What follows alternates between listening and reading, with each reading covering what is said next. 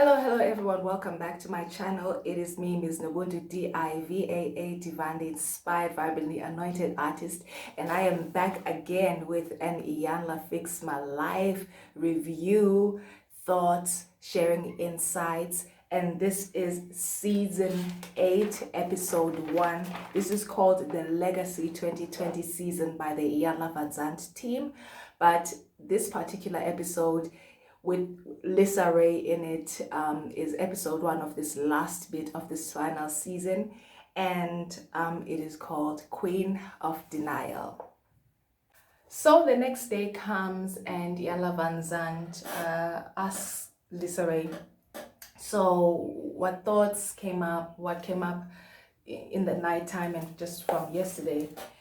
And LisaRaye, says, she said something very interesting to me. She said she has to get out of her own way and how she was raised, and telling herself that, well, I turned out okay, so that's what I should pass on, and that's a box that she's created for herself, and that she needs to create a different kind of life for herself. I guess a life that makes sense for her and is not necessarily a product of what was modeled to her or what she saw growing up. And I can absolutely relate to that in the sense of, you grow up and with this model and this picture and these expectations that come with this model and this picture. And you grow up and into a young adult and then an adult, and you think your job is to imitate and then emulate this picture.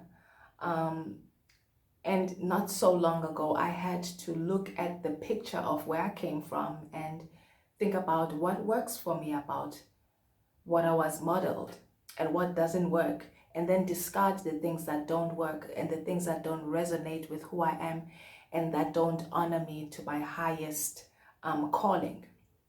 Discard those things because they're not going to work for me, and then keep the things that work and the things that honor me and the things that are constructive and propel me forward in a healthy way, in a powerful way, in a way where I am well-grounded and well-centered, and in a way that that authenticates me and not authenticates somebody else's experience or somebody else's how they saw it, but authenticates me and where I stand and how I see it and how I would like to do it, and not based on somebody else's way of doing it.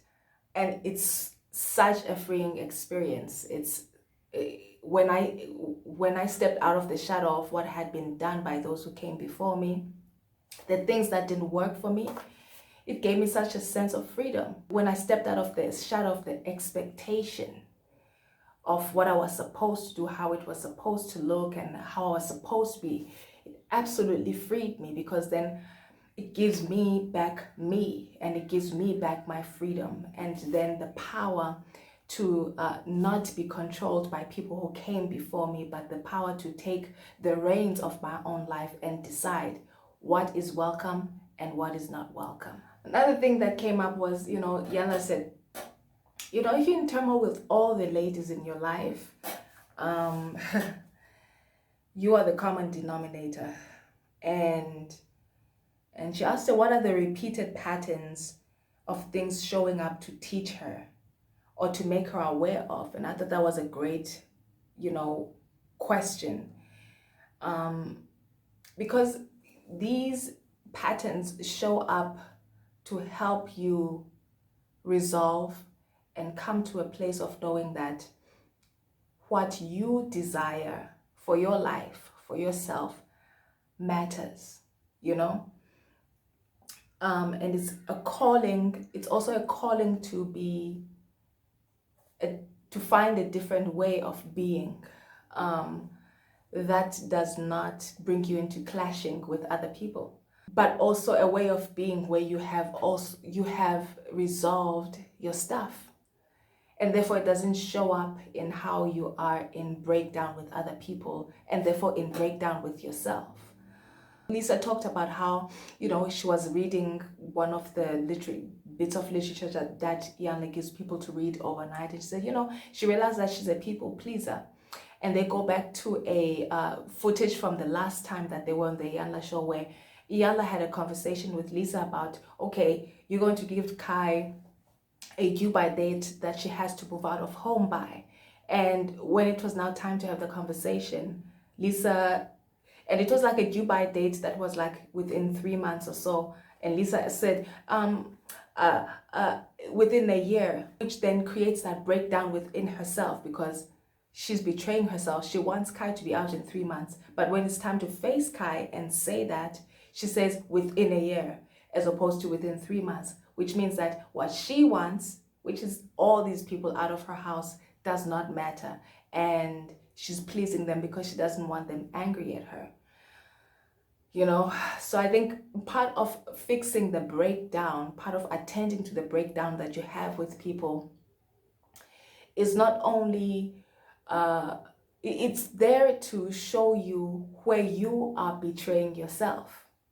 It's not there to show you what everyone did. It's there to actually show you where you are betraying yourself, and where you are saying, I don't matter, and how I want things doesn't matter, and how I see things doesn't matter. But when you begin to stand in your truth and your authenticity, and you stand up for yourself and you speak your truth, that breakdown either can be resolved, or it creates a nice severance and a separation between that which is bringing chaos into your life and yourself.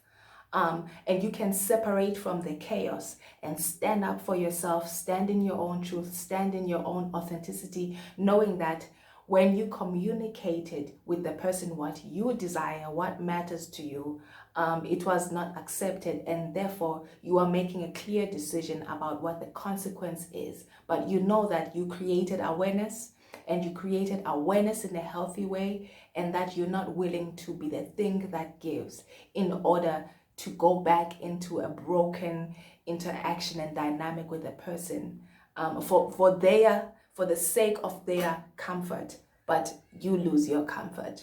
So it's a good thing.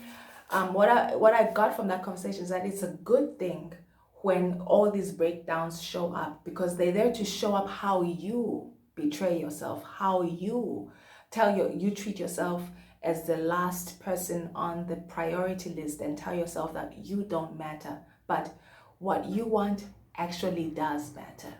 What you desire actually does matter.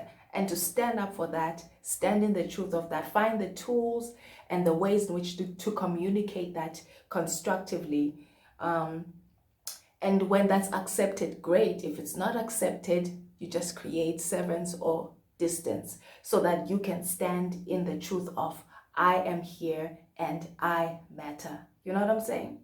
Next up, Iyanla reads a passage from, again, one of her workbook that says, a mother's demonstration of womanhood initiates a daughter into her own womanness, and asks LisaRaye, what is it that your mother's demonstration of her womanhood and her womanness told? What did you get from her demonstration? And Lisa says that, her mother's demonstration showed her how to devalue her womanhood, and therefore devalue other women and herself. And I think the work there then, she says herself, is just to shift that, to shift what her mother taught her. Again, figure out the things from your past. This is about figuring out the things from your past that don't serve you, that don't work for you, that were modeled to you, therefore passed on to you, because everything that's being modeled is being passed on to you. But you have to get to a point in your life where you question what was being passed on to you, what was being modeled to you. Someone can keep a raggedy pair of shoes for you from 1950 and say, these were great shoes in 1950. They tore up, they're worn out, but they say, I'm passing it on to you. You have to then decide, is this a pair of shoes that serves me? No. Is this a pair of shoes that I can go into one of those like value of things shows and have it evaluated and earn a lot of money from. No, I've just been passed on dirt. So you need to evaluate what's been modeled and that was been passed on through the modeling.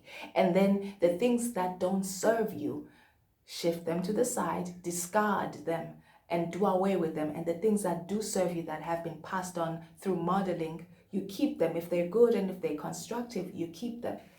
Here was a big one for me. Resistance is futile when the truth is evident. And the truth was, LisaRaye was the common denominator, and that her behavior was creating her experience. And it's about her creating that shift in her experience, so that her behavior can then change. And this goes, the next thing that follows this is then identifying and becoming and creating awareness of the patterns that exist, that as long as she reacts to them the way that she has been up until now in her life, as long as she continues that, her experience is going to continue being what she's frustrated with. But if she shifts how she's now going to deal with the truths that she's faced with, working through them as opposed to denying them, confronting them as opposed to avoiding them, then she can clean up the patterns. Then her experience of her life can be completely different based on the behavior of telling the truth about what is showing up in your life, you know? And I thought that was really, really profound, you know? There's different patterns that were identified. Daddy cheated, husband cheated. LisaRaye was spoiled, Kai was spoiled. Mom was controlling of LisaRaye as a child. LisaRaye was controlling of Kai as a child. Parents denied what was happening and, you know, pretend as if nothing was wrong.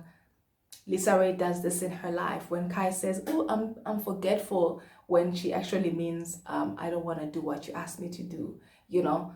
These are all things. People say they're going to move and then they don't move out. You're denying the truth and you're resisting the truth.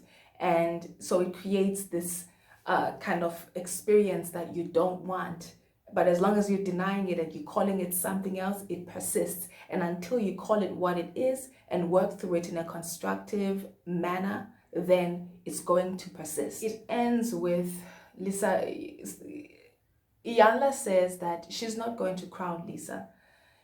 She must decide if she's ready for the throne and for her crown, and takes her up those different steps in the valley that lead to the success of the crown and the throne. And LisaRaye crowns herself and she takes up the throne.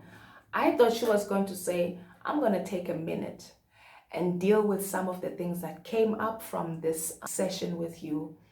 And I think then my crowning of myself and taking up my throne will then follow soon thereafter. But I don't think it's today.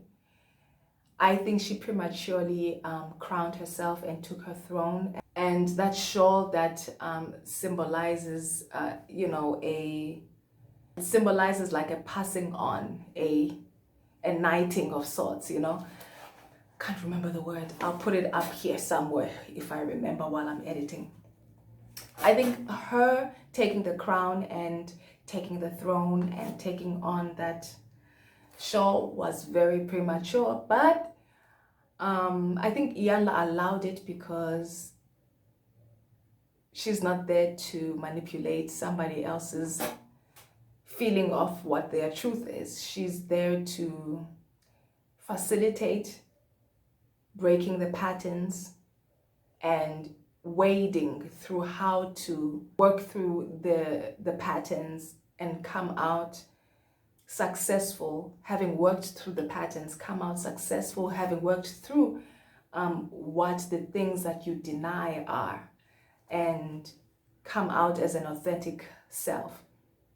I don't think Lisa's all there. I think that her willingness to go and have this session with Iyanla is something to be, you know, to be taken into consideration as a thumbs up, but I don't think she's there. And maybe this was some time ago, but I don't think she's there. I honestly don't think she's there. I think she should have taken some time to work through all of these breakdowns that have been showing up, that she said were breakdowns with other women and other people in her life. I thought she was going to say, let me work through these breakdowns and then I think I'll be ready for that. As long as I haven't worked through these breakdowns and made clear decisions, hopefully it doesn't lead to broken relationships. Hopefully it leads to even closer and more understanding and respectful relationships that have boundaries. But she didn't say, let me take time to do that first, and then I think I'll be ready for that throne and that crown. So I'm still worried about the place of ego in her life, you know, and her willingness to really just let that go and face the truth of maybe where her life is in relation to Hollywood now, where her star is in relationship to Hollywood now, and what it all means when it's been very bright for a season and now it seems like it's dimming, and what it means and where else she could find a sense of worth and find a sense of value and I matter or matteredness within herself that's separate from Hollywood, that's separate from the status of it all, that's separate from the money. And I think that's probably part of her next chapter, is to discover that for herself. Who else is she if she's not LisaRaye, McCoy, Diamond, and whoever else she was in every, leading character and role that she ever played in Hollywood? Who is she when she's not doing that? And does that matter to her? And is that valuable to her? And is that something that she holds in high esteem? I think that those are questions that she needs to be asking going into this next chapter of her life. That is it for this week's review. I hope you really enjoyed this. I absolutely enjoyed this, and I was just glad to see this follow-up and also have my own thoughts about how, I think for me what this illustrated is how to inhabit your I am, your who you are, and the conversations that you're going to have, difficult conversations that you're going to have in asserting and inhabiting your I am and I therefore matter fully, regardless of what problems people have with it. I don't think inhabiting your authentic I am and I matter is obnoxious. It is the truest and best form and gift of yourself that you can give to people. And if people don't want that form and gift of who you are and your I matter to be the thing that shows up, the you that shows up, that's probably an indication that that's not someone that you're probably supposed to be in relationship with going forward. That's all.